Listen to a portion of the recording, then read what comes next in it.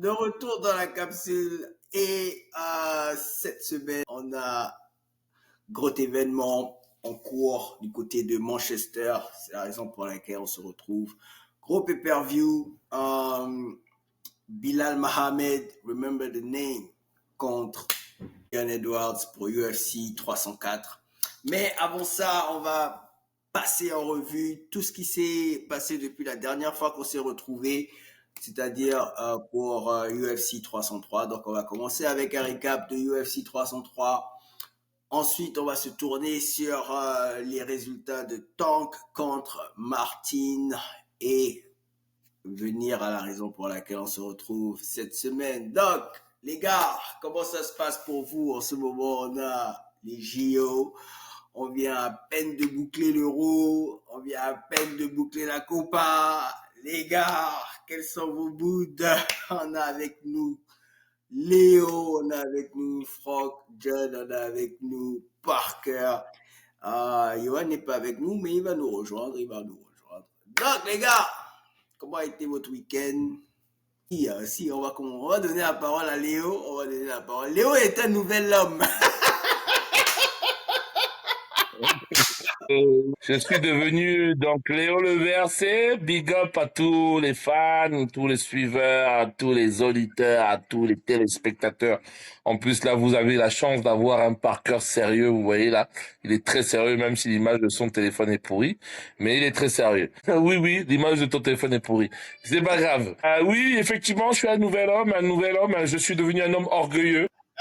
Voilà. Ça Let's veut dire que je go. suis plus un mec facile, les gars. Je suis pas un mec facile. Je suis un mec cadenassé. Mais non, sinon, blague à part, les gars, sincèrement, je pense qu'on a beaucoup de choses à dire, mais je sais pas vous, mais moi, l'atmosphère sportive en ce moment, c'est un peu naze, hein. L'Euro, très déçu.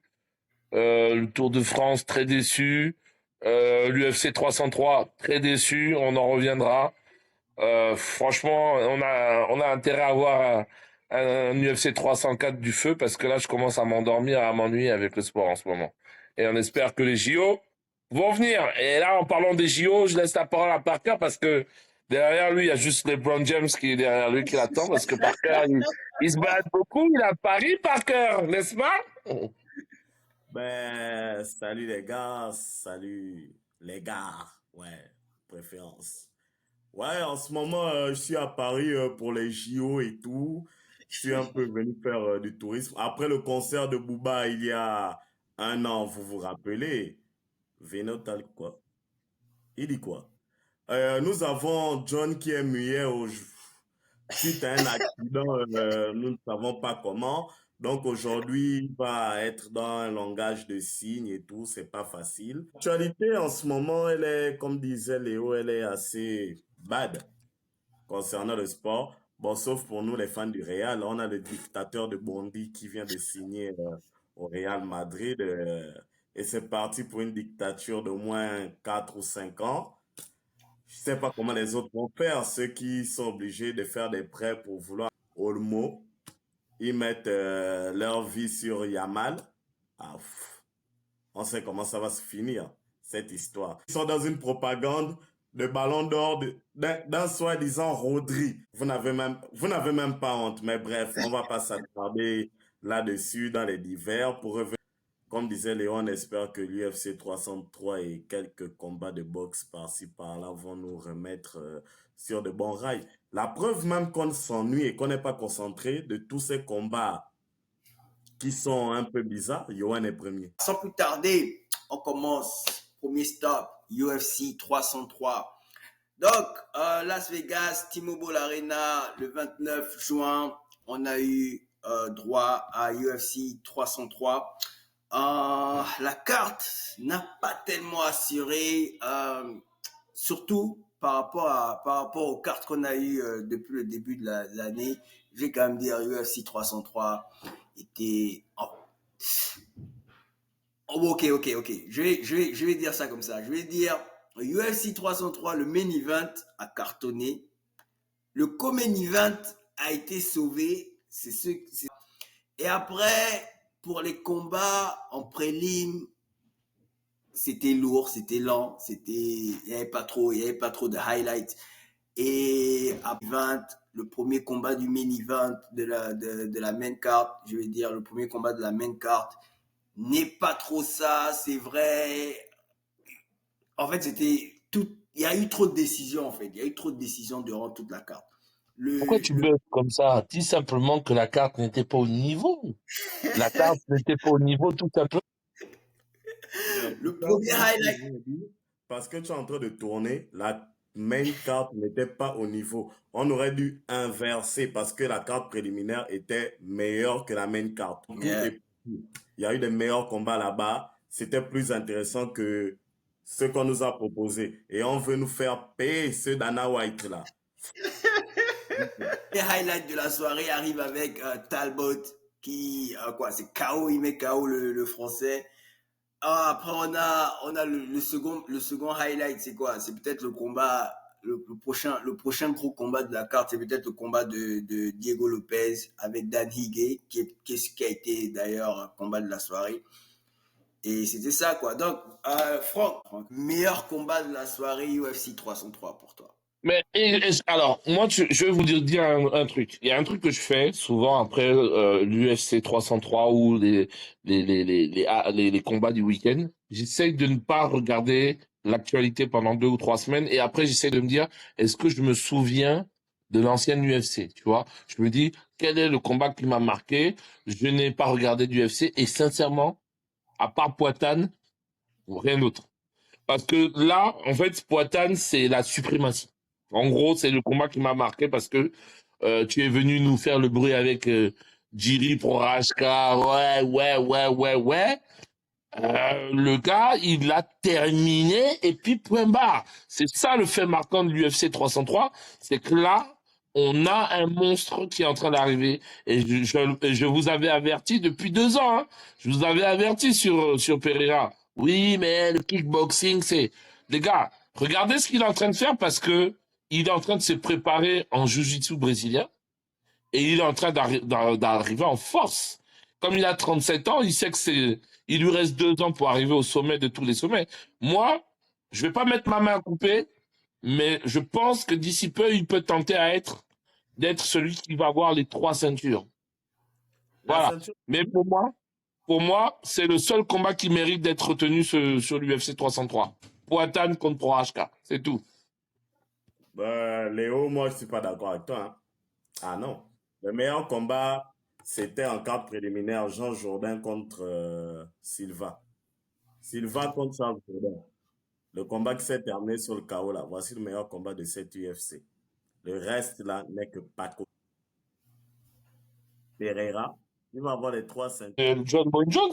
Parce qu'on sait très bien que Jones a son cinéma contre comment il s'appelle même, j'ai même tellement, c'est contre qui déjà? Comme disait un philosophe français du nom d'Eli Yafa, il faut qu'on les défonce pour qu'ils comprennent. Vous ne comprenez pas que Jones n'est pas votre ami. Donc vous prenez des gens comme ça qui ont du non, regarde. Il faut des extrémistes dans certains. C'est Rudo. Pas Cerudo. Pereira. Glover Teixeira. Oui, avec Teixeira. En fait, je ne sais pas, peut-être ce que tu dois voir encore, mais en réalité, quand on parle de Jones, il faut voir plus loin que ce qu'on est en train de regarder là. En fait, Jones, c'est pour ça que Dana White dit il a le droit de tout faire. Dans l'octogone, je n'ai pas encore vu un gars qui peut genre terroriser. Il va foncer sur ses pieds et le combat sera terminé. Il va aller très rapidement. Il n'aura pas le temps de l'envoyer son kick. Il va foncer. Pereira voudra un peu bouder. Il va se prendre un coup de coude à la tête. Allez, KO. Après, Parker, je comprends ton fanatisme justifié. Hein, justifié. Je dis bien justifié. Mais maintenant, qui te dit que c'est contre Jones qui jouera pour la ceinture poids lourd? Qui te dit pas que Jones nous prépare un coup où il frappe... j'oublie toujours son nom, là. Stitch, hein, c'est comme ça qu'il s'appelle? L'américain, hein? Voilà. Il va taper Stipe, après il va dire, il prend sa retraite, la ceinture va être vacante, Pereira va prendre. Ça peut aussi... Ok, ce qui m'amène... Bon, sciences, ou bien ce visage-là, vous l'attribuez à quelqu'un d'autre. Vas-y, Parker, puisque tu as levé la main. Pour, pour moi, c'est assez, vu les différents environnements, euh, pour moi, c'est avoir un seul visage, ça va être compliqué. Je ne sais pas comment ça se passe du côté des USA là-bas, qui est le visage, mais par exemple, si on te parle de visage de MMA en France même, ça se tape entre Cyril Gane et Doumbé déjà. Ça, c'est en France. Quand on va parler de MMA, les gars donc qui se tapent, c'est pas en fait une question de temps de victoire, c'est plus aussi, il y a la petite propagande sur les réseaux, comment les gars gèrent leur com. Il y a aussi certains, ils sont plus du côté de la religion, donc ils se mettent automatiquement à côté de Makachev, toute la bande à Khabib là. Tu vas voir des gars, eux, pour eux, tant que c'est... ils sont même de quel pays encore? J'ai un petit trou là. Le pays de Makachev, Khabib là. Dagestan, Dagestan. Dakistan. Donc, les gars sont du Daghestan, tu vas voir presque la majorité, les rebeux et tout le reste. Pour eux, c'est ça. En Afrique, il n'y a même pas de débat. Dans la zone Afrique, déjà que ils ne sont pas très, très informés au niveau du MMA. Et félicitations à la capsule parce qu'on fait un boulot mémorable. Vous n'avez même pas idée. Précisément du côté du Gabon, ils ne connaissent pas. Ils ne connaissent que Ganou. Point à la ligne. Non, le seul nom qui ressort, c'est Ganou. Le reste, ils ne connaissent pas. Ils vont te dire, ouais, un gars, c'est toi quand tu vas. Je te dis Duplessis. Franck a dit Duplessis. Je te dis Duplessis, ils ne le connaissent pas. C'est toi qui regardes qui le connaît.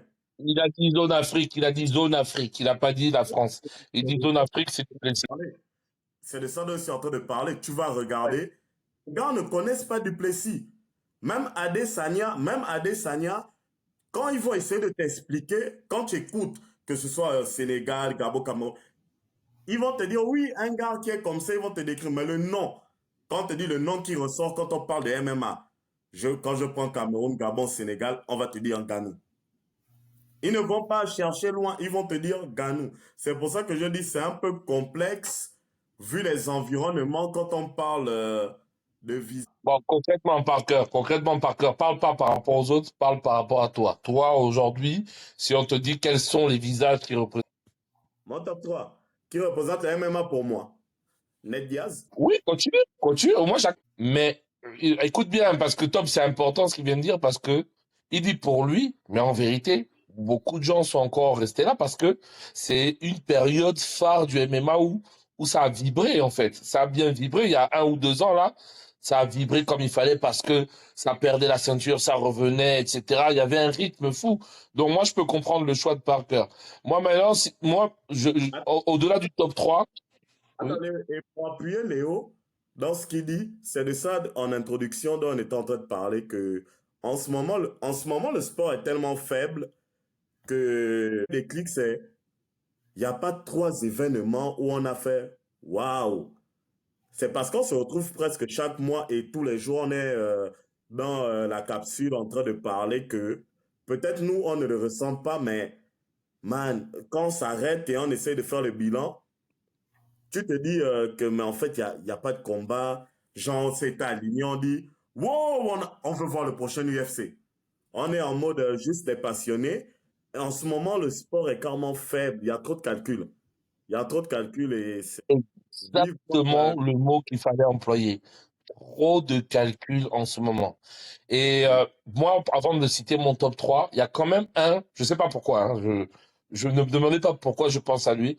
Il y en a un qui me revient en tête quand même depuis 1 mois, c'est Holloway. Voilà. Quand je ferme les yeux, je me dis, hormis le top 3 que je vais vous citer, si je devais citer un combattant MMA en ce moment, c'est Holloway parce que j'ai bien aimé sa folie contre Justin Gaethje. Et puis c'est quelqu'un qui est toujours là. Et à chaque fois qu'il va combattre, on se dit bon, il va prendre sa retraite à quel moment. Mais en fait, il est là, il vit sa life quoi. Il kiffe. Mais pour en revenir sur mon top 3, ouais, Poitane parce que ce qu'il fait, c'est incroyable. Hein. Moi, personnellement, le gars Sabouille ne me donne pas forcément l'envie de le regarder. Il y a Poitane, il y a, je suis désolé de le dire, même si j'aime pas ce gars-là, je suis obligé d'admettre. Jones, il combat 1 an, il est au top pendant 3 ans. Tu sais que c'est dit quoi? Je suis obligé de le mettre dans le top 3. Et puis, mon numéro 1, en ce moment, je vais pas vous mentir, quand on parle de MMA, celui qui se mouille le plus, pour moi, c'est DP, hein. C'est DP, Dustin Poirier. Ah, c'est, Volkanovski, voilà. Volka Ouais, aussi.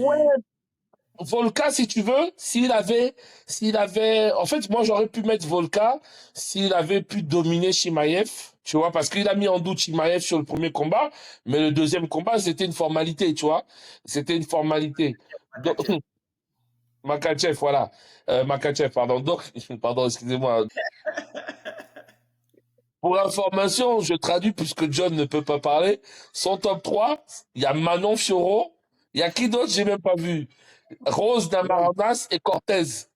Non, mais, mais bon, pour en revenir à mon top 3 de Sting Poirier, parce qu'en ce moment, il refuse rien. C'est le seul gars, tu lui dis, tu fonces, il dit, ouais, je fonce. Et puis on le voit, il est dans l'esprit MMA, voilà. Mais sinon, ouais, Ngannou, du Plessis, franchement, il me place pas. L'ascension de Poitane, Poitane, forcément, il est dans le top 3. Poitane, en ce moment, visage du MMA. Poitane, je vais mettre Poitane, John Jones, parce que je sens il a un peu été oublié dans vos listes. Conor McGregor. Même si on n'arrête pas comment on appelle, annuler, même si on n'arrête pas d'annuler ses combats, ou bien il est tout le monde. Donc, Conor Ouais, McGregor. mais moi, je mettrais plutôt McGregor dans la catégorie des Atalakou, hein. Parce que là, l'Atalakou, là, il fait ça bien, hein. L'Atalakou, il provoque BKFC, il provoque Chandler, Mike Perry, Paul Perry. Oh, ouais, oh, à un moment donné, arrête de parler, parce que un chien qui aboie ne mord pas. À un Yes. moment donné, mord un peu. Le recap, UFC 303. Commentez, on veut savoir quels sont vos avis. Est-ce que vous mettez Poitane en tant que visage du MMA en ce moment? N'hésitez pas de partager, liker, commenter et abonnez-vous aussi sur la page La Capsule. On serait ravis de vous avoir pour les prochains podcasts. Donc, ce qui nous amène vers la boxe avec le combat Tank Davis contre Frank de Ghost Martin qui s'est passé à Las Vegas le 15 juin dernier et s'est soldé avec la victoire de Tank Davis sur un crochet du gauche au 8e round, 1 minute et 29 secondes du 8e round. Combat de malade qui a solidifié encore le statut de Tank Davis en tant que cette fois-ci visage de la boxe en ce moment. En fait, c'est débattable. C'est débattable son statut de visage de la boxe. C'est débattable. Tu as des combattants comme Terence Crawford, comme Canelo, qui vont faire parler d'eux. Mais bon, pour moi, je vais pas vous cacher. Pour moi, en ce moment, Tank Davis, j'irais même jusqu'à dire que c'est actuellement, pound for pound, le meilleur boxeur de la planète en ce moment. C'est par là qu'il fallait commencer. Non, mais la vérité. Non, mais c'est la vérité. Ça, pour moi, il n'y a rien à dire. Il n'y a rien à souligner. C'est lui, en ce moment, le meilleur boxeur de la planète. Donc, D'accord. comment avez-vous trouvé vos impressions pour ce combat Tank Davis contre Frank Martin? Laisse-moi commencer par que. Moi, ça sera rapide. Je sais que tu vas beaucoup faire la Talakou sur Tank. On tient à préciser que Parker, depuis, nous parle de lui. Il a un peu, tu vois, son avis est un peu tergiversé entre Tank et Crawford, mais je crois que Alcaraz a fouetté en Roland Garros et Wimbledon, gaucher. Tank, gaucher. Poitane, gaucher. C'est l'année des gauchers.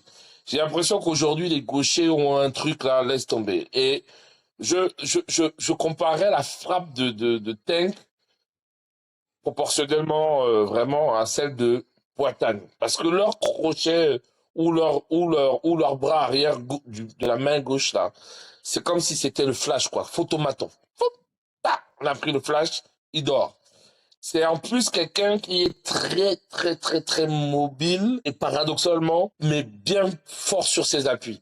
Il bouge, en fait, il est imprenable. De sa taille, déjà, et de sa vivacité. En ce moment, il est imprenable. Et il n'a pas peur de prendre des coups parce qu'à un moment donné, pendant le combat, on a toujours l'impression qu'il est dominé. À un moment donné, on se dit, ah, il a baissé de niveau.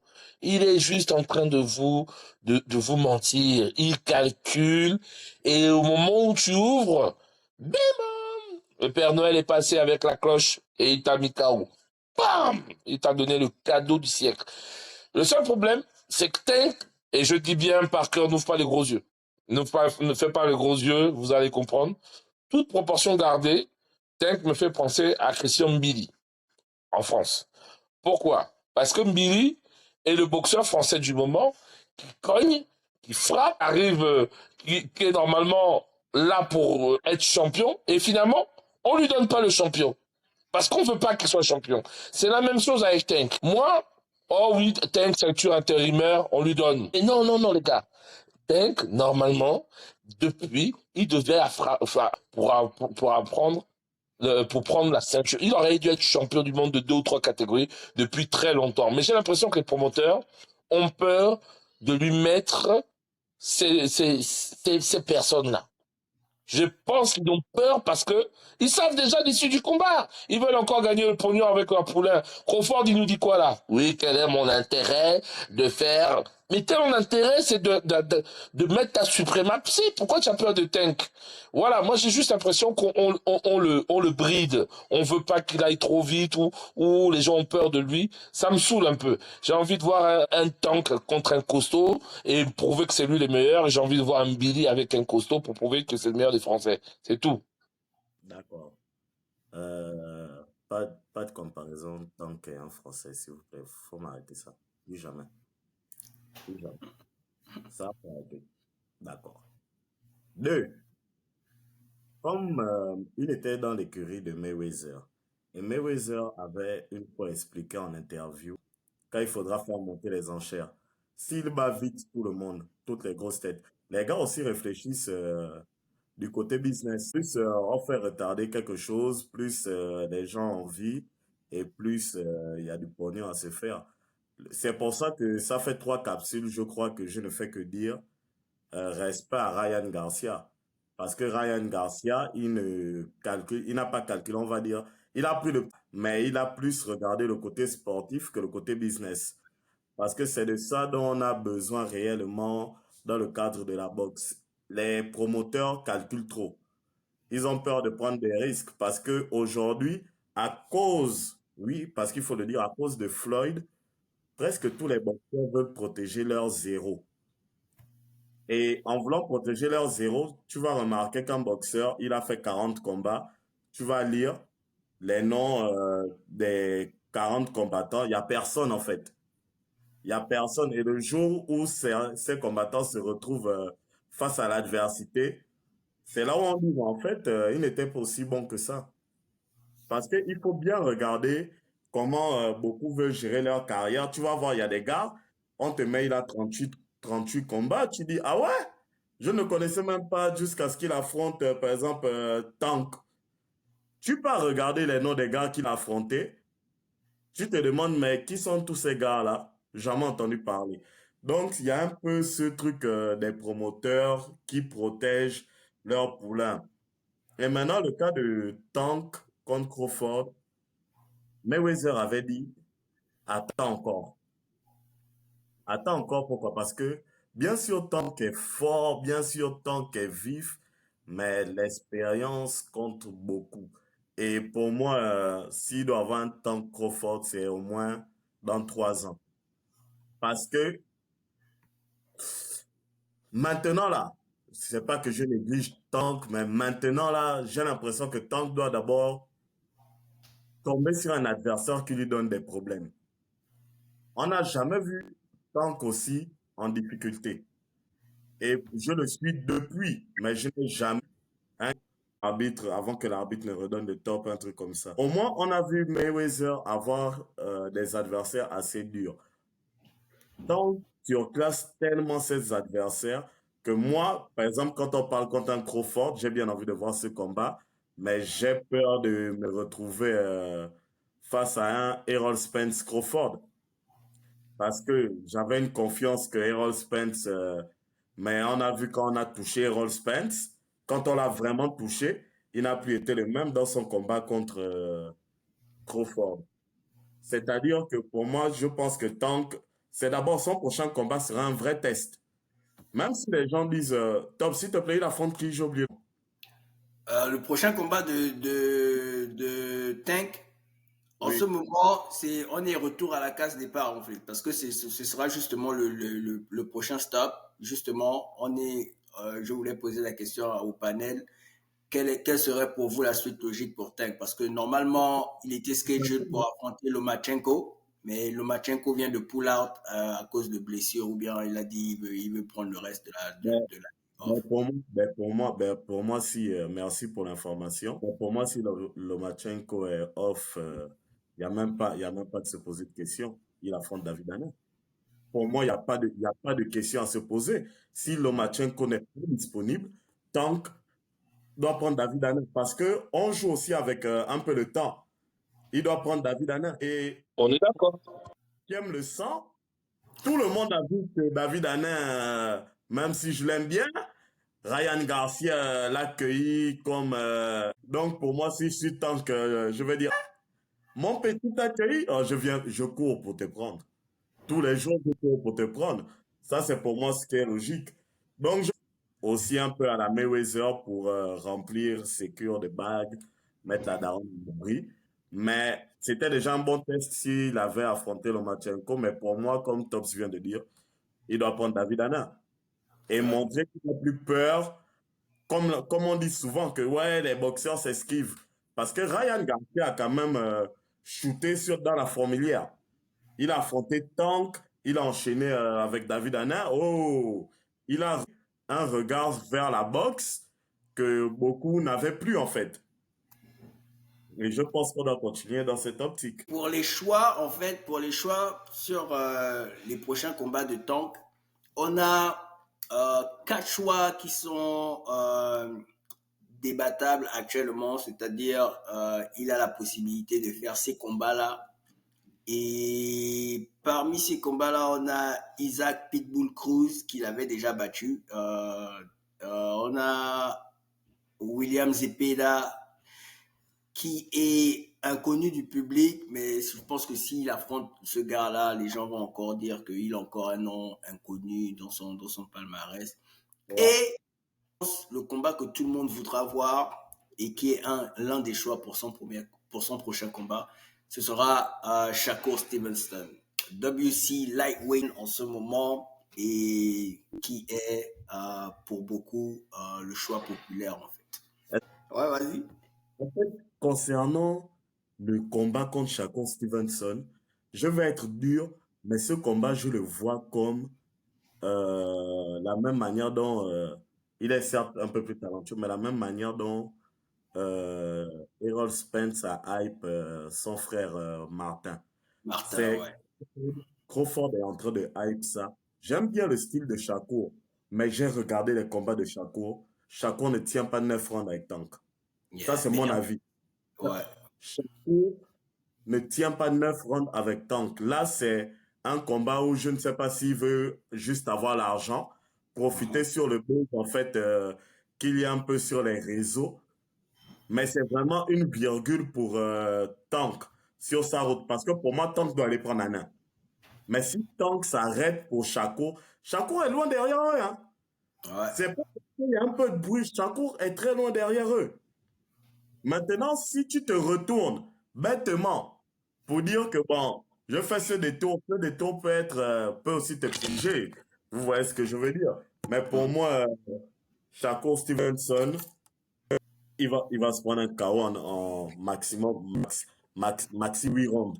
Il va se prendre un KO. Ce que j'ai vu de lui ces derniers combats, ce que j'ai vu de Shakur, Et puis c'est pas pour aussi jeter la tâche sur l'image de Shakur, mais en fait, ces combats, limite, j'ai envie de dire, ces combats sont ennuyeux en fait. Et après, si vous avez regardé tous les combats de Shakur, on va dire les trois derniers combats, il y a toujours eu la foule qui s'est sentie frustrée, si je veux dire. Ouais.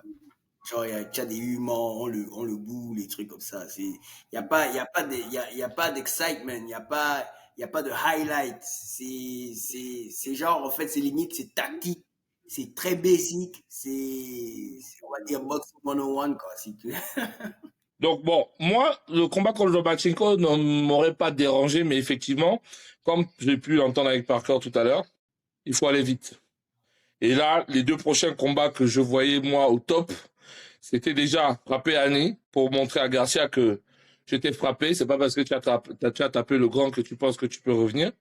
Frapper Annie. Et puis Stevenson, oui et non, parce que Stevenson, le problème, c'est que tout à l'heure, Parker a donné une définition des combattants qui ont, tu les vois avec 30 combats et au final, tu vois, ils ont pas rencontré grand monde.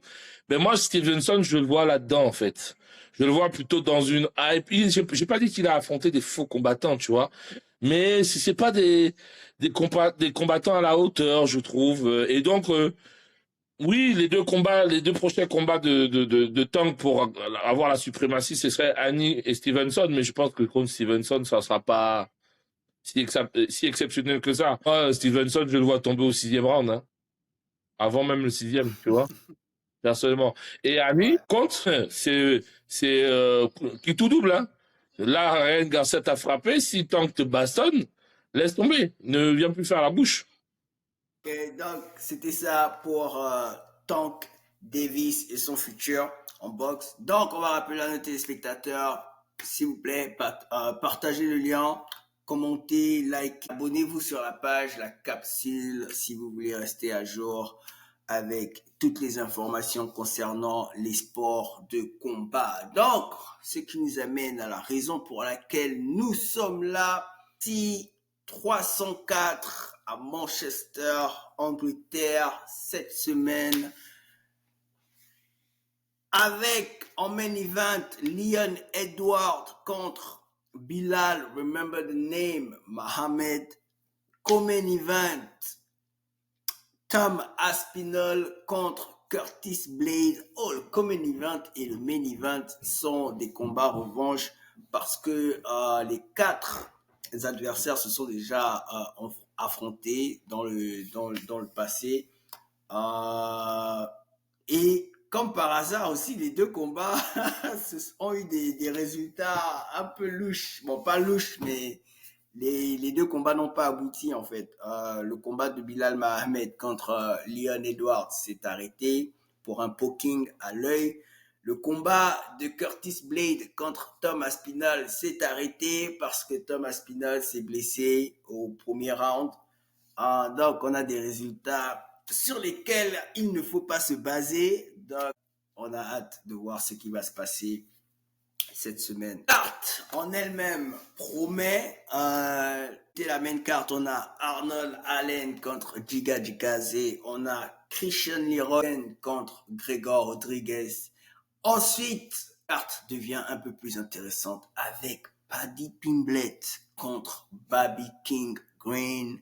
Ensuite, on a Thomas Spinal, Curtis Blade et Leon Edwards, Bilal Mohamed. Donc, les gars, comment vous voyez la carte et quels sont pour vous les combats que vous avez hâte de voir? Parce que en préliminaire aussi, on a Manilka contre Mokaev. Un bon combat quand même. Je me demande pourquoi celui-là n'est pas sur la même carte. Bon, ok. Ouais, mais après, Molly McCain en préliminaire, combattante très excitante. Non, je vais pas utiliser excitante. Donc, c'est ça, vous, les combats que vous avez. Quels sont pour vous les combats que vous avez hâte de regarder? Donc, on va commencer avec Léo. Vas-y.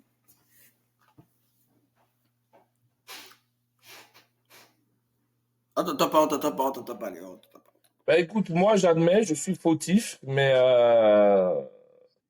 je regarde rarement les combats préliminaires. Pas parce que je n'ai pas l'envie de regarder, mais tout simplement parce que mon emploi du temps, mes activités souvent me l'empêchent. Je vais essayer de regarder les combats préliminaires, mais sincèrement, le combat que j'ai envie de voir, un crazy comme Bobby Grant contre Paddy Pimblett, parce que jusqu'à présent, Pimblett, ok, il a eu une hype assez intéressante, il a eu des combats plus ou moins intéressants, mais Bobby Green, c'est un fou en fait, tu vois. C'est un fou. Je dis pas qu'il est bon, mais la vérité, c'est que au moins, il va mettre du rythme à ce combat. Il va vouloir en finir vite. Et donc là, on va avoir un Paddy Pimblett sur pas la défensive, mais on va voir sa capacité à contrer un Bobby Green qui est toujours très feu follet. Après, moi, le deuxième combat que j'aimerais voir, parce que j'ai quand même un doute, c'est Curtis Blades contre Aspinall, parce que Curtis Blades, franchement, c'est un combattant que tout le monde a frappé, mais qui est toujours là, en fait. Il est toujours là, il est toujours confronté au top 5. Je me dis, bon, peut-être qu'à un moment donné, il va réagir. Peut-être que là, même si c'était une victoire tronquée à cause d'une blessure, peut-être que ça lui a donné confiance. Donc, je me dis que le combat va être assez ouvert. Et voilà les deux combats très intéressants que je regarderai en priorité parce que Léon Edwards, Mohamed, c'est pas que j'ai pas confiance en Edwards, mais Mohamed, c'est un champion pour casser le rythme et pour faire de ces combats des combats chiants. Voilà, donc c'est pas un combat que j'ai envie de regarder, mais comme c'est le main event, je le regarderai. Et Parker, quel est le combat que tu attends le plus pendant UFC 304? S'il te plaît, tu peux un peu agrandir l'image. Alan combat qui? Alan combat Giga Jikaze. Non, c'est pas là-bas. Alan, il combat qui? Ouais, Alan, le, non? le cinquième combat. Ouais. Allen Ouais, là, Allen. yeah, Giga Jikaze. Ouais. Euh, il s'appelle comment? Morgachev là, combat qui? Je vois pas bien. En prélim. Mokaev. Mokaev Mokaev, combat, oui. yeah. Ouais, Mokaev ouais, ouais. combat, Ouais. Mokaev combat Manul Cap. On dirait qu'on a une belle carte, hein, les gars. En fait, Ouais, mais les cartes de l'Angleterre ont toujours été intéressantes, hein. ouais, je me demande même pourquoi Mokaev et Et Manul en Cap, prélim, ouais, n'est pas à la place par de rapport deuil. à Duncan. Ouais, ouais, ouais. Mais c'est vrai que, en y repensant, les cartes de l'Angleterre ont toujours été assez ouf. Remonte un peu, s'il te plaît, vers la même carte. Il a perdu. Ouais, j'ai envie de voir comment Allen va rebondir. C'est un des combats qui m'intéresse et le combat principal, en fait. J'ai envie de voir comment Rocky va se défendre chez lui. Ok, ok, ok. Donc, Mais c'est le combat d'Allen, honnêtement, qui m'intéresse le plus. Parce que je le supporte, je l'aime bien. Et c'est un bon combattant, mais j'ai envie de voir comment il va rebondir et s'il peut avoir une voix qui peut l'amener. Parce qu'on vous connaît dans la capsule, quand on parle un peu, vous vous appelez. La voix qui peut l'amener vers le top 5. Je veux qu'il parte un peu vers cette voie-là, parce que je l'aime bien. Je n'ai pas dit qu'il est dans le top 5. On vous d'accord, connaît. Ok. d'accord. Bonsoir tout le monde. C'est bizarre parce que ça fonctionne. On a Thomas Pinal, Curtis Blade. Curtis Blade qui revient d'une victoire contre l'une l'une des stars de la catégorie heavyweight en la personne de Almeida et par un KO de Curtis Blade mais Almeida de coups en ground and pound. Thomas Pinol qui revient d'avoir décroché la ceinture intérim contre Sergey. Pavlovich. There you go. Perfect. Sergey Pavlovich. Thomas Pinol, pour lesquels les hardcore des auditeurs, que les deux s'étaient déjà affrontés la première par une victoire attribuée à Curtis Blade parce que Thomas Pinal s'est blessé lors du premier round. Donc, les juges ont décidé C'était quoi? Arrêt, stoppage, doctor Oui, stoppage. arrêt sur blessure. Ouais, Injury. ouais. Donc, on va rappeler à tous les parieurs de pas tenir en considération ce combat-là parce que ça va vraiment vous jeter à côté. Donc, Thomas favori pour ce combat contre Curtis qui est underdog. Comment vous voyez la chose, les gars? On va commencer, on va donner la parole à Johan qui vient de nous rejoindre.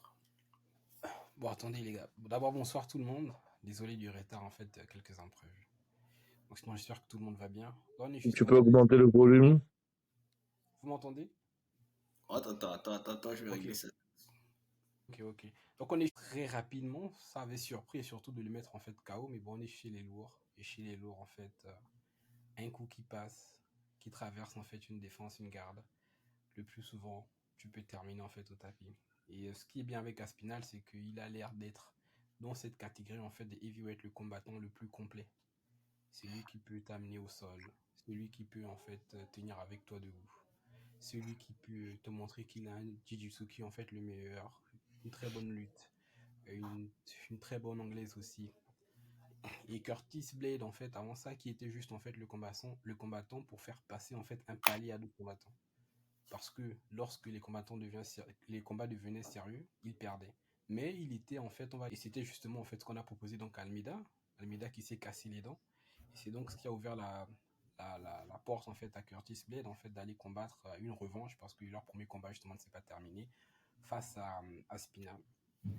Sur ce combat-là en fait, par rapport aux combattants déjà battus et à la palette en fait qui a l'air un peu plus complète, Aspinal en fait il part en tant que favori.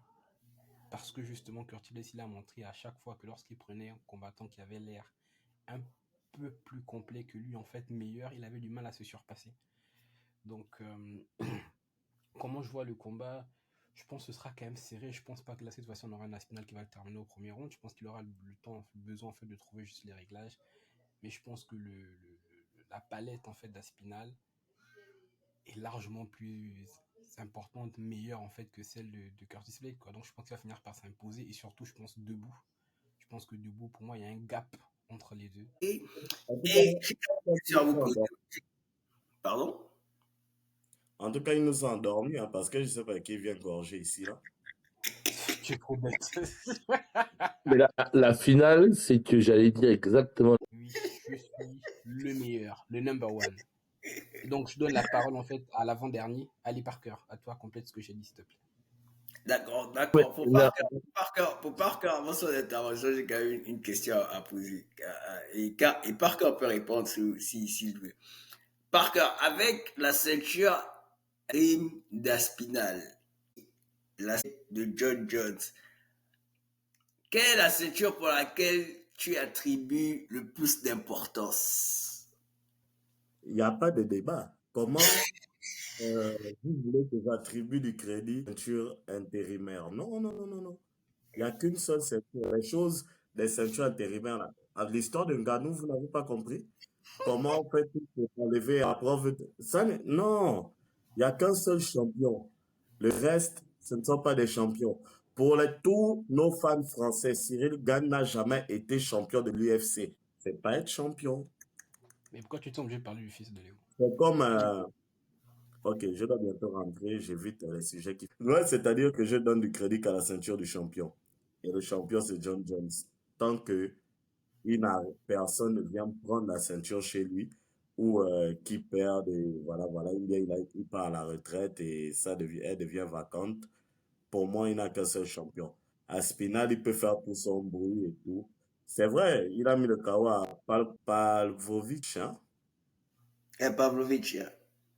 Là, il se met en rang comme tout le monde et il attend. Si le roi John Jones veut bien l'affronter après... parce que là, quand John Jones va battre Stipe, si John Jones reste, sois sûr que Aspinal, il aura déjà sûrement pris un KO avec Pereira et c'est lui qui va aller chercher le combat contre Jones. si je peux répondre, parce que là, Parker, il est encore dans cette théorie farfelue. Si Il a un tu n'es retard. qu'un Déjà, s'il veut répondre, qu'il augmente le volume de son truc, parce que quand il parle là, je n'entends rien. J'ai le temps de mettre mon micro, c'est pas de ma faute. Bref, en tout cas, pour répondre quand même vite à Parker, parce que il faut quand même avouer que Jones, il paralyse un peu la catégorie. Nous sommes tous Il ne d'accord. paralyse pas, il est blessé. Mais justement, parce que ça va faire plus d'1 an. On parle bien de plus d'une année. Bon, va l'arracher la ceinture. Mais non, mais ça, c'est pas une réflexion, c'est trop facile à dire ça. On peut dire ça donc à Mais chaque fois. comment ça? Le patron, Dana Oui, White. Dana White, oui. non, attendez. Vous devenez fou. Dana White est passé pour te dire qu'il est blessé. Tu veux qu'il fasse quoi? C'est Mais le dans ce boss. cas-là, tu mets des ceintures vacantes et tout, parce qu'on ne veut pas paralyser justement des catégories. On ne paralyse pas, il attend comme tout le monde, il se met, rentre. On ne Et puis discute parce pas que, avec lui. non, parce qu'en fait, et puis du moment, surtout qu'on a une ceinture intérimaire, ce qu'on veut, c'est la réunification tout de suite. Pourquoi d'abord faire en fait le combat des papilles? On aime tous Stipe. La dernière fois, le dernier combat de Stipe, c'était quand? Je te pose une question par cœur. Le dernier combat de Stipe, c'était quand? C'est pas en 2020. Et c'était quoi le résultat? Ah, c'est maintenant le résultat, le problème. Mais non, mais C'est pas comme Ganou? c'est C'est contre comme Ganou ça. son dernier combat. Mais oui, Mais justement, c'est maintenant. ce sont les deux. Parce que, un, ça fait plus de 3 ans, ça fait 4 ans, plus de 4 ans qu'il n'a pas combattu. Et en plus de ça, c'était un KO en fait. Il a 40, c'est 41 ans, non? Je crois. 40 ans, je sais plus, 39. Que Ah, c'est né si, pour moi, lui ça en fait. m'intéresse. Ouais, Le pire, hein, le pire dans l'histoire, c'est que vous allez voir ce combat-là va durer 38 secondes. Parce que Jones va l'attraper, va lui mettre une clé, et c'est fini. 38 secondes, ça ne va pas durer. Ça ne va C'est pas pas non plus durer. Reagan, s'il te plaît, un peu de respect. C'est pas non plus Reagan. Mais en fait, moi, ce combat de Papi où Jones est le plus frais et Stipe, on n'a rien vu de Stipe depuis 4 ans en fait. Aujourd'hui, il a presque 40 ans ou plus de 40 ans, je sais pas. Ça n'intéresse personne. C'est fini là, c'est bon, au revoir en fait. C'est ce que je disais concernant José Aldo. Mon finish, José Aldo, il a fait du bon. Non, mais il a son dominé. dernier combat, c'était contre un champion? C'était contre un champion, son dernier combat? C'est pas une Arrêtons ce défense, cinéma. un combat pour la ceinture. Léo a raison, sois sérieux.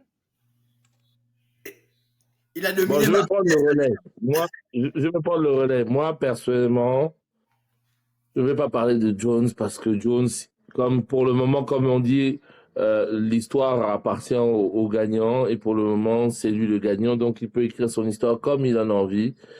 S'il veut terminer avec le panache, tant mieux. S'il veut continuer à affronter les papilles, bon, c'est son choix. On l'accepte, point barre. Non, je reviens au combat Aspinal Blades. Moi, personnellement, la vérité, Aspinal est au-dessus de Blades. On va pas se mentir. Tout à l'heure, j'ai bien aimé la comparaison de Johan qui dit que Blades, c'est un palier pour savoir si tu peux affronter les caïds. Almeida, c'était de la même trempe que ce que Parker a dit. Des combattants qui on donne des faux, enfin, on leur donne, ils évoluent, ils gagnent avec de manière impressionnante parce qu'il faut gagner du pognon, il faut faire le chaos de la nuit, il faut faire le combat de la nuit, il faut faire ça. Mais en vérité, Almeida, quel est le grand nom qu'il avait vraiment affronté avant Blades? Bon, je vous pose la question. Voilà. Maintenant, Blades, il faut aussi que, s'il veut évoluer, il faut aussi qu'il arrête c'est-à-dire un passeur de palier. On dirait que c'est les gens qui bougent de la Méditerranée, qui payent un passeur pour aller en Europe. C'est Blades. Lui, c'est ça. Lui, c'est le passeur. À un moment donné, il va falloir qu'il se bouge. Et maintenant, effectivement, dernier combat, je l'ai trouvé un peu plus confiant. Je l'ai trouvé un peu plus dans une synergie où il faut gagner contre Almeida. Mais le problème, c'est que c'était Almeida. Almeida a affronté qui? Et oui, il y a eu une hype. Ouais, lui, il va arriver, il va taper Cyril Gane. Oh, lui, il va taper si. Il est arrivé comme Blades, les gars. Il a fait quoi? Bon, on attend le combat. Moi, j'attends le retour parce qu'effectivement, je pense qu'Aspinall, lui, il vient avec la hargne parce que s'il veut qu'on lui mette un Jones sur son chemin, il va falloir que le combat là, il prouve que Blades n'est pas un danger pour moi. Donc, il va falloir qu'il vienne frapper fort. Et je pense que la balance pourrait pencher vers lui, tout simplement.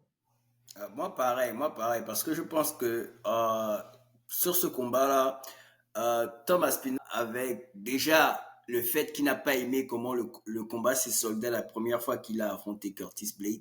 Et deux, il viendra avec, je pense, cette fin-là d'affronter et de légitimité de son statut, en fait. Est-ce que je suis le vrai champion? Est-ce que je suis pas le vrai champion? Il a envie de faire taire ce débat-là, en fait. Je pense que ce sera quelque chose à prendre avec beaucoup d'importance. Donc, pour les pronostics, on va se retrouver à la fin.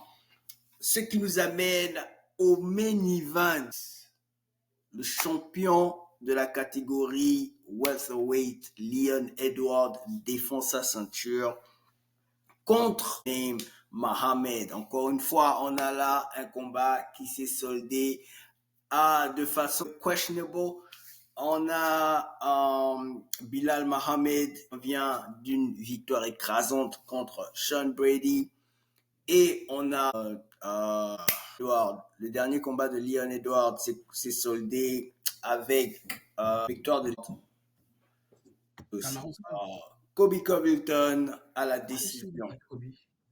Ouais, ouais, tu as vu, tu as galéré pour sortir le nom. Tellement les combats sont foireux en ce moment, mon gars.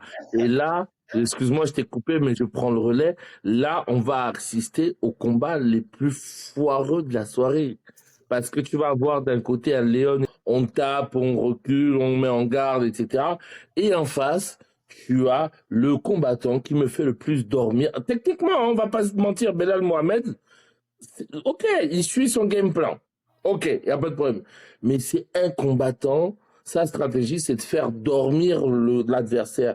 En face, tu as un combattant, stratégiquement, qui, sans s'en rendre compte, fait dormir ses adversaires.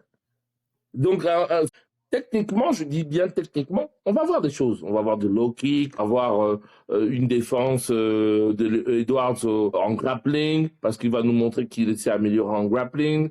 Et on va avoir des touches. On va avoir juste des touches. Papa, à la fin, c'est celui qui aura qui aura mis le plus de touches qui gagnera. Parce que je vois mal Mohamed aller foncer sur Edwards. Parce que là où Edwards est bon, et il nous l'a montré face à Kamaru, il nous l'a un peu montré face à Covington. Là où il est bon, c'est sur les contres. Ah, là, sur les contres, défense, contre. Défense, jambe gauche. Défense, il avance. Là, mais en face de toi, est-ce que tu as un combattant qui va te foncer dessus? Non. Ça va être vraiment le combat le plus chiant et je vous assure, c'est pas un combat que j'ai envie de regarder. Si je suis simplement, j'aime la bagarre, j'aime ça, c'est un combat qu'il faut pas regarder. Je vous dis tout de suite, attendez le résultat, vous voyez les résumés. Maintenant, si vous voulez voir de la technique, si vous êtes patient, si vous voulez voir du self-control ou comment vous dites ça? J'ai oublié même le terme, mais si vous voulez voir des gens qui se regardent, Mayweather qui fait durer un combat, qui est très technique, qui touche, ou un combat, ou Tyson qui tue. Ça sera pas un combat à la Tyson, ça c'est sûr. Voilà, restez focus sur la technique, parce que ce combat-là peut amener une surprise. Je le dis. Mais je suis pas, est-ce que, voilà, voilà. Ceux qui m'avaient posé la question, est-ce que Bilal Mohamed est le léger? Y avait-il une autre option? Moi, personnellement, je pense qu'il était temps pour Shafkat de step up et d'être le number one contender pour cette ceinture de chez les welterweight, en fait. Alors, je vais répondre si je peux. Ouais. Vous savez en plus à quel point j'aime Shafkat. Là, je pense qu'on n'a pas besoin de quand même genre de discuter là-dessus.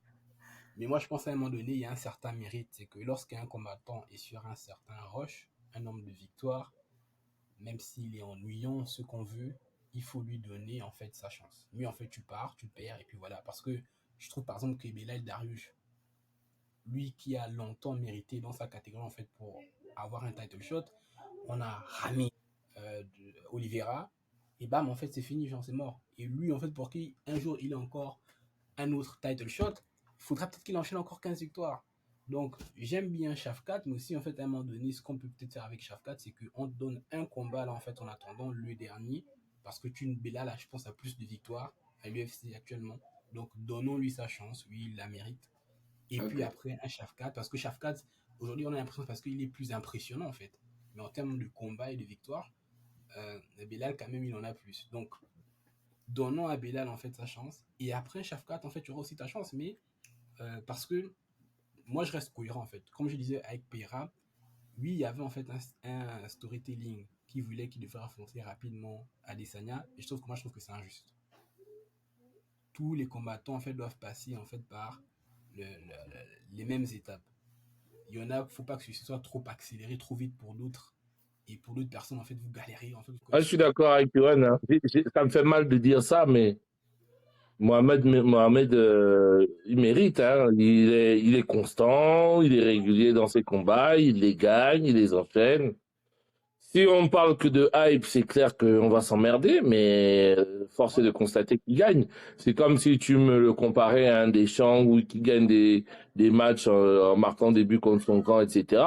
Oui, il est chiant à regarder, mais force est de constater qu'il gagne. Donc à un moment donné, on doit lui donner sa chance. Et Shafkat viendra après. Oui, je pense qu'après, Shafkat doit, si Mohamed perd, Shafkat doit enchaîner avec Edwards. Moi, je pense, par exemple, le truc qu'on pourrait faire, c'est que vu qu'on veut donner en fait un combat palpitant, de gagner un grand combat. Parce que moi, j'ai un gros point d'interrogation, de gros doute. Je me dis en fait que lui, il est carrément sur la pente descendante, tu vois. Même si son combat contre Ramzat est tellement d'être ridicule, surtout qu'il prend en short une question un peu. Mais j'ai envie de voir, en fait, genre, c'est Ousmane, ok. Tu sais quoi? Tu combats Shafkat, celui d'entre vous qui gagne, en fait, il est le prochain à avoir son title shot. Simple, en fait. Celui qui gagne, il est le prochain. Ousmane, donc pour toi, c'est simple. Soit là, tu gagnes un combat, tu reviens, en fait, en haut de la liste. Soit pour toi, c'est fini. Shafkat, là, en fait, là, c'est le coup. En fait, tu prends un gros nom, quelqu'un qui a dominé la catégorie pendant quoi? C'était quoi? 2-3 ans? Je sais pas. Donc là, tu prends un très gros nom, en fait, et puis, ouais, tu es le prochain, tu vois. Et ça crée aussi une certaine hype, quoi. Parce que si tu as un Shafkat, déjà qu'il a une super hype, mais tu as battu encore l'ancien champion qui a dominé la catégorie. En plus, si c'est avec la manière, waouh! Tu vois, donc après, tu as l'occasion de faire, en fait, un combat pour le titre. Les gens vont se dire, en fait, ok, ouais, là, on a un vrai candidat qui arrive. Parce que c'est vrai que là, moi, je suis d'accord avec Léo. Ce combat-là entre Belal et Léon Edouard. En tout cas, voilà. Chers téléspectateurs, vous avez donc compris qu'en fait, ce combat-là n'attire pas les foules. Et moi, je serais vraiment très surpris à la fin de voir les pay-per-view. À quel moment ça s'est vendu, même l'audimat pour voir si ce combat-là va vraiment attirer. Parce que, bon, je pense que les Anglais sont chauvins, donc ils vont être là en puissance pour voir comment Rocky va se démerder. Mais en réalité, je pense que tout le monde s'en fout en fait de ce combat-là. Le combat contre Aspinal Blade est même encore plus palpitant. Pimblet va faire soulever des foules contre Bobby Green, ça va être encore beaucoup plus intéressant. J'ai vu effectivement sur les cartes préliminaires, voilà où ça va vraiment chauffer. Mais sincèrement, Edwards, Le seul truc qui Mohamed. peut sauver peut-être le combat, c'est un coup spectaculaire, genre en fait de Léon, quoi. Genre. Comme la dernière fois avec Ousmane. Voilà, en fait, un high kick ou je sais pas quoi, sinon, en fait, parce que Edouard, en fait, il est capable de faire en fait contre Ousmane. Hein. Genre, il va jouer avec ses low kicks, tout ça, en fait, et puis après, lui aussi maîtrise le combat, et puis on va comme ça jusqu'à la décision. D'accord, Johan. Mais le problème, c'est pour qu'il y ait ce genre d'événement, un contre, il faut qu'il ait en face un combattant qui fonce aussi. Mais en face, t'as un combattant qui est encore plus chiant que lui. C'est encore plus chiant. Les high kicks, les low kicks, en fait, seulement. Genre, low kick, en fait, ils marquent les points, et puis c'est tout, basta. Ils vont tourner comme ça. C'est exactement ce qui va se passer. Donc, Ok. Donc, ce qui nous amène à la partie pour laquelle nous sommes là, les gars, la partie pronostic.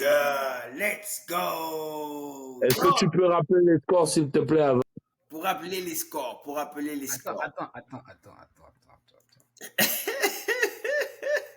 parce que là, ne mentez pas, hein. Ok, ouais, c'est bon, tu peux donner. Les scores, donc juste après UFC 303, on a Yohan en tête avec 42 points. On a Léo deuxième ex aequo avec 32 points. On a Erwan troisième, mais deuxième ex aequo avec 32 points. On a Parker avec 30 points et John avec... John, il aime revenir là où il était au début, en fait. Hein, c'est ça. Donc, il me semble que la première capsule que j'ai faite, c'est John qui... Ah, bah après John a quand même une victoire. C'est vrai. John and Censure dans la capsule. Bilal, remember the name, Mohamed contre Leon Edward Rocky. Donc, je vais commencer. Non, c'est pas ça. La règle, c'est commencer par le dernier du classement jusqu'au premier. Rappelle-toi, c'est ce qu'on a fait. Stop. Ouais. Mais John n'est pas là. John a déjà donné ses pronoms. Ouais, on va commencer avec John.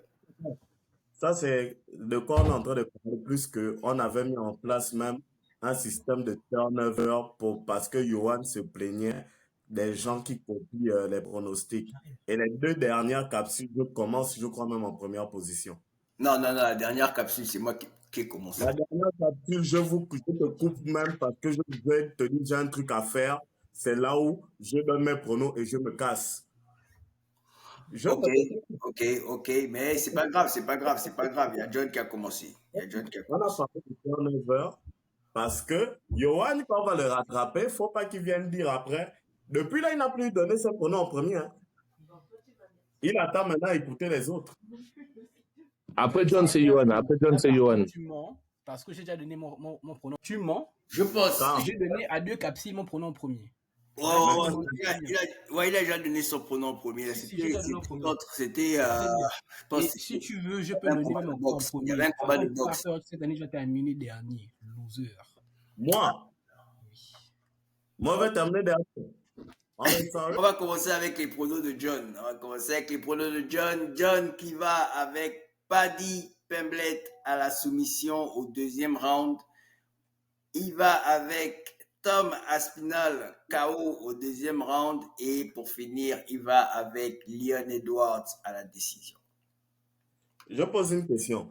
Le combat de Aspinall, c'est pas sur 5 rounds? Si. Bah si, c'est un titre. C'est un combat de titre. Je me mouille ou bien quelqu'un se mouille? Bon, je me mouille. Moi, je suis pas un peureux. Donc, moi, je vais partir aussi avec... Oui, je suis pas un peureux. Paddy. Soumission, 3e round. Aspinall. Un KO au 3e. Et Leon Edwards, un KO au 4e. Ok. Vas-y. Paddy, soumission 2e round. Aspinall se bat contre qui? Curtis Blade. KO. Aspinall 5e. Rocky contre Belal. Je ne veux même pas parler. On va prendre le risque. Rocky 5e. Donc, moi, j'irai avec Bobby King Green à la décision. Ensuite, Aspinall, 2e round. Non, pas Leon Edwards à la décision. Oh, qu'est-ce que je raconte? Je vais aller avec Bilal Mohamed. À la décision. Manu, je te dis que dans ma tête, je ne fais qu'entendre un new. Vas-y, Léo, vas-y.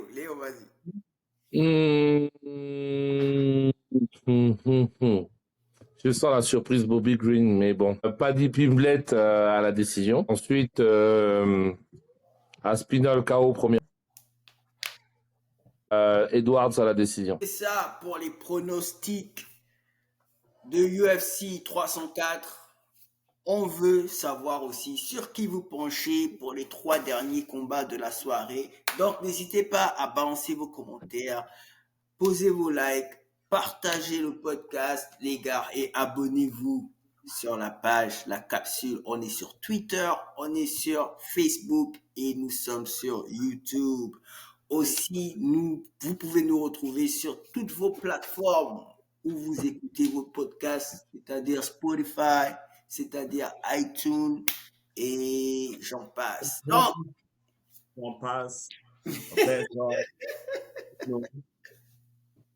Donc, les gars, où vous allez, où on peut vous retrouver? Moi, c'est Tranquillo Parker sur Twitter. Vous pouvez me retrouver. Je parle plus de Westbrook et du Real Madrid et moi de MMA. Moi, Léo VRC, que vous pouvez trouver sur Facebook, sur le Scientifoot 2, sur Twitter et Instagram. N'oubliez pas, vous allez du côté de Paname, vous allez trouver Tranquilo Parker avec LeBron James. C'est les avenues des Champs-Élysées. N'oubliez pas de like et surtout, Et il faut C'est le GOAT. Suivez la capsule, likez, partagez. N'écoutez pas les avis de Parker et de Léo, d'Erwan ou même de John en fait. Bullshit. Suivez le GOAT, le premier, number one, P4P. On se retrouve. et on a déjà perdu La 10 000 capsule est poussée, téléspectateurs. Voilà. Donc, restez câblés sur la prochaine capsule. On a de combats alléchants qui arrivent, notamment en boxe aussi. On a Voilà. Terence Crawford qui va combattre Madrimov en août. On a aussi en août Rouge Junior qui va affronter Miller. Et en août, on a aussi UFC 305. Donc, les gars, Avec des invités. let's go! Donc, PS, John a dit de l'excuser. Annabelle lui a pas donné l'autorisation pour venir. En fait. Il était Annabelle a coupé le micro. Donc, juste, bon. Oh, désolé. Je vous Les gars, n'oubliez pas UFC 305 des invités. Le Seigneur Lion peut être présent avec Hutchinson, Stéphane, donc des champions d'Europe de Jiu-Jitsu. let's go! Soyez là en masse. Let's go! champion d'Europe qui Enter vont the venir. Pick up.